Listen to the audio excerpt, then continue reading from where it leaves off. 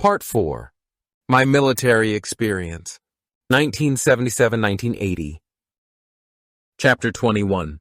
From Survival to Privilege, 1978. The year 1977 marked a pivotal moment for China, a nation gradually recovering from the trauma of the Cultural Revolution. Many called the country a ruin waiting to be rebuilt, expressing concerns that the national economy was on the verge of collapse.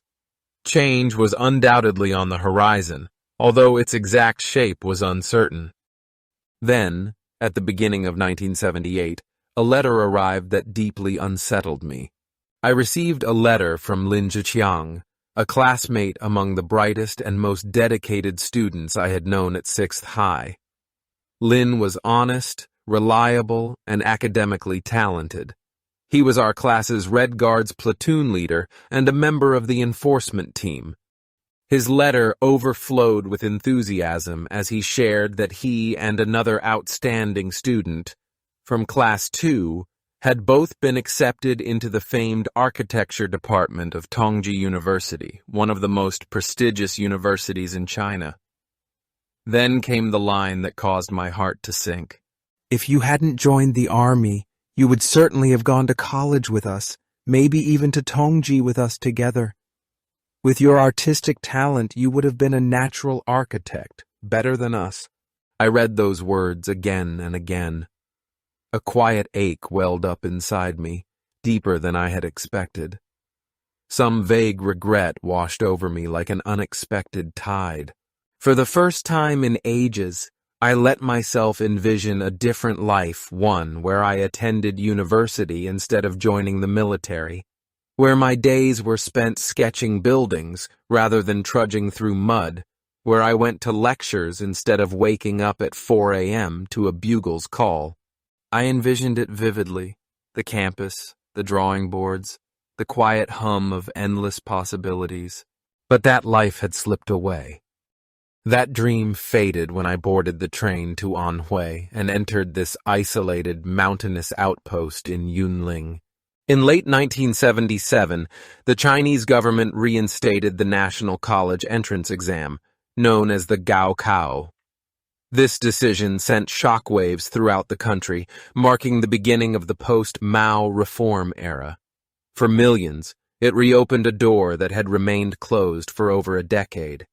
Yet for me, the lightning struck too late. Beneath the vast, indifferent sky over our camp, I sighed. I had missed the moment. My life was now dedicated to the military. Wasn't it peculiar? We frequently think we're acquiring something, only to discover, often much later, that we've sacrificed something of equal value. Was it a hidden blessing or just a harsh turn of fate? Maybe we never genuinely grasp the significance of our paths until we've gone too far to turn back. Soon after I became a party member, I was promoted to deputy squad leader. Then, I received a surprise letter from my mother. She and my younger brother intended to visit me in the army. I was astonished. Family visits weren't addressed in our training manuals, and I wasn't even certain they were permitted. I promptly informed the company commander and the political instructor in a panic. To my surprise, their reaction was the opposite of what I expected. They were delighted. "Your mother is welcome here," the commander said warmly. "We'll arrange everything." Only then did I understand that even in the structured realm of the military, family held significance. Beneath the strict veneer of discipline and uniformity, familial bonds were still respected. Or maybe it was because I was a party member. On the eve of the spring festival, the regiment dispatched a special military truck to pick up my mother and my 14-year-old brother. While I waited at the county's bus station, my heart raced with anticipation. At last, I caught sight of her in the crowd of passengers. She emerged with my younger brother, her face marked by the journey and her body bundled against the harsh winter cold. Yet her eyes sparkled with the fierce determination I recognized so well. She had traveled all this distance over snow and countless miles of unknown countryside to see me. Together, we boarded a military truck headed toward the military camp. The road wound its way up the snow-covered mountain. Much like my initial arrival, the scenery remained a vast, frozen wilderness, a tranquil realm of white. She must have been exhausted, leaving behind the warmth and vibrancy of Shanghai for the desolate mountains of Anhui. Yet nothing could stop her. She had come to see her son. Over the following 4 days, my mother stayed at the military camp, bringing along flavors from home sweets, pastries, and snacks from Shanghai, which everyone loved. When I shared them with my fellow soldiers, the whole company cheered with delight. Some of the soldiers from rural areas had never experienced such treatment before.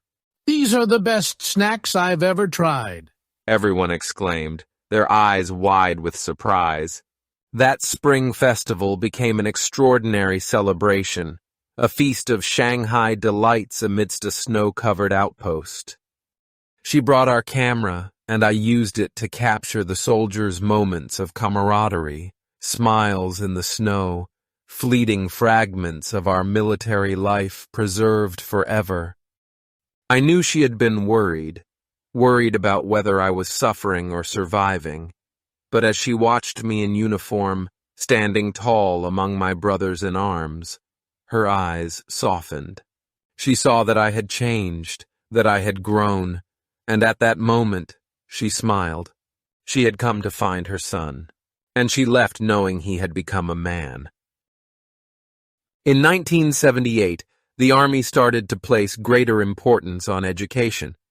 The reinstatement of the national exam for college emphasized this focus on learning.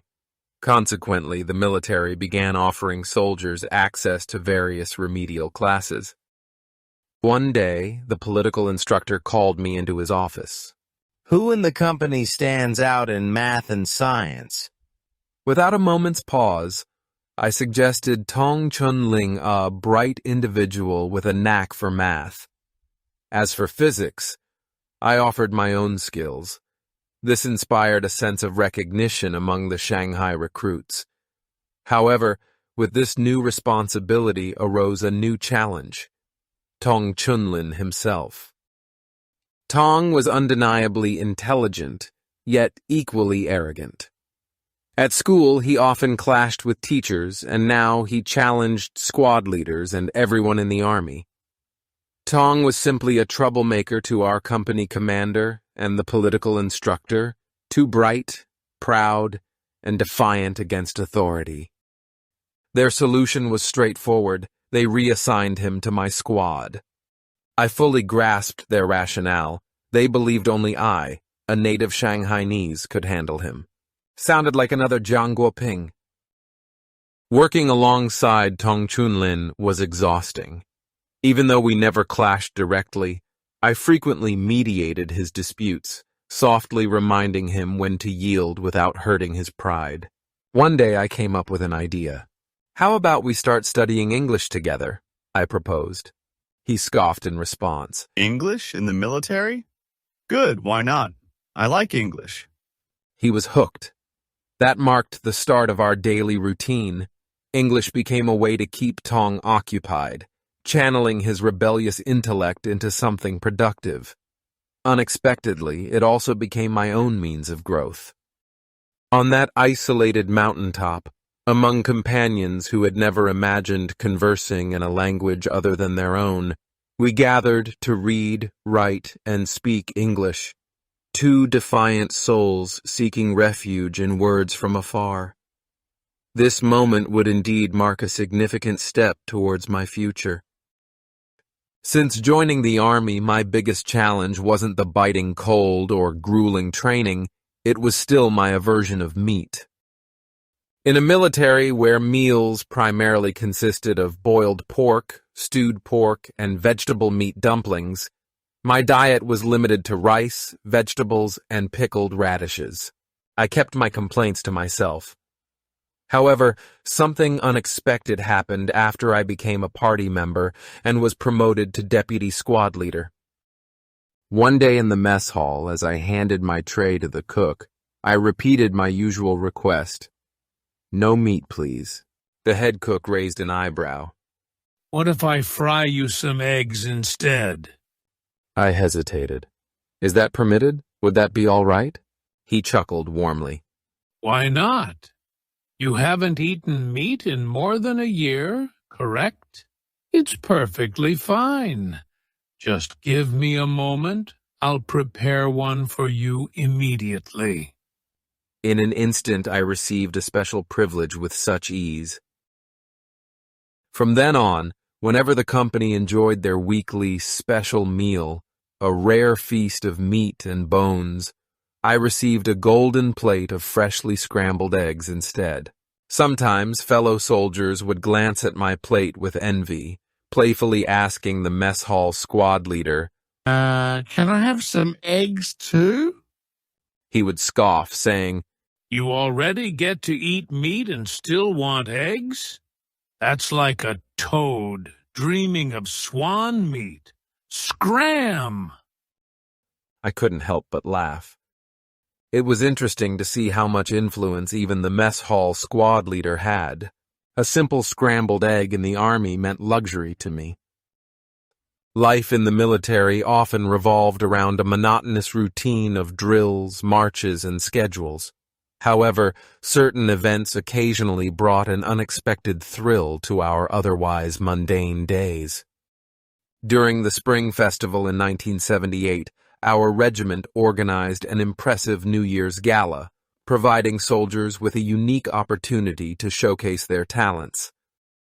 Standing in front of a packed hall with more than 1,000 people, I was on stage for the first time, gripping my bamboo flute tightly. I selected a technically demanding solo piece, Whipping the Horse to Transport Grain, a renowned flute composition from the Cultural Revolution period that was frequently broadcast on the radio. For years, from elementary through high school, I practiced this piece tirelessly until its intricate rhythm and melody became second nature to me. As I began to play, silence enveloped the audience. The music flowed seamlessly from my fingers, filling the concert hall. The last note hung in the air for a brief moment before being engulfed by resounding applause. That one performance changed everything. Shortly afterward, I was summoned to the regiment's political department. When I arrived, I sat across from the political commissar, alongside two other soldiers, a trumpeter from another company and a soldier who played the erhu. The commissar wasted no time. The regiment is contemplating sending some of you to university for music studies. I froze in disbelief. University? To study music? From the military? It was beyond anything I could have imagined. The commissar continued. Our regiment has acquired a new accordion. We need someone to learn it and serve as our official accordion player. Who would like to volunteer? The three of us shared anxious glances. None of us had experience with the accordion, and given our limited understanding, it seemed quite challenging. Noticing our uncertainty, the commissar offered a reassuring smile. Don't worry if you lack experience. We'll send you to university specifically for that purpose. We stayed silent. Then the older trumpeter pointed straight at me. His flute playing is already excellent. He doesn't need more flute training. He should learn the accordion instead. I still need to improve my trumpet skills, right? He nudged the erhu player. The erhu player quickly nodded. Yes, yes. He's from Shanghai. He's definitely more talented than us. If anyone can learn the accordion, it's him. The commissar laughed heartily. All right. We'll consider it and make a decision later. But all of you need to be prepared. If we send you to study, you must do well. No slacking off. Understood? We nodded quickly, exchanging nervous glances.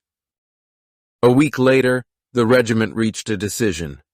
I was selected to learn the accordion. The political commissar consistently highlighted the importance of this role, reminding me that it was an investment in the regiment's future. I fully understood the weight of this responsibility. Still, a spark of excitement flickered inside me. Since Ms. Gong, my elementary music teacher, ignited my love for music, it has become my refuge. Music had always revealed a hidden gateway to a realm of beauty and meaning, from my father's forgotten bamboo flute to the melodies I practiced in solitude. Now, against all odds, another door had opened. Weeks later, the three of us embarked on our journey. We took a long-distance bus to Jing County town and continued to Wuhu, where we ferried across the mighty Yangtze River. Afterward, we boarded a train to Hefei, the provincial capital, and arrived at Anhui University. As I sat in the university classroom, wearing my military uniform, and absorbed music theory lectures from the professor, I felt as if I had stepped into a dream again. It felt like some invisible hand had been guiding my path all along. For the following 3 months, I dedicated myself completely to mastering this new instrument. I scarcely left the university grounds, moving between classrooms, practice rooms, and dormitories. I immersed myself in music for nearly 16 hours daily, eager to embrace this new challenge. While the other 2 soldiers focused on honing their existing skills, learning the accordion represented a completely new endeavor for me. In class, we engaged in lectures covering music theory, harmonic structures, and chord progressions. For the trumpeter and erhu player, harmony felt unnecessary. Their instruments didn't rely on it. However, harmony was paramount for the accordion. The accordion teacher was excellent.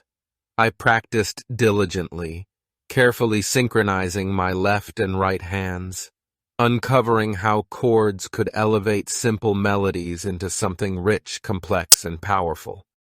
During the last weeks of university, I began to experience persistent back soreness due to my daily commitment to carrying and practicing the accordion. However, something extraordinary was happening musically.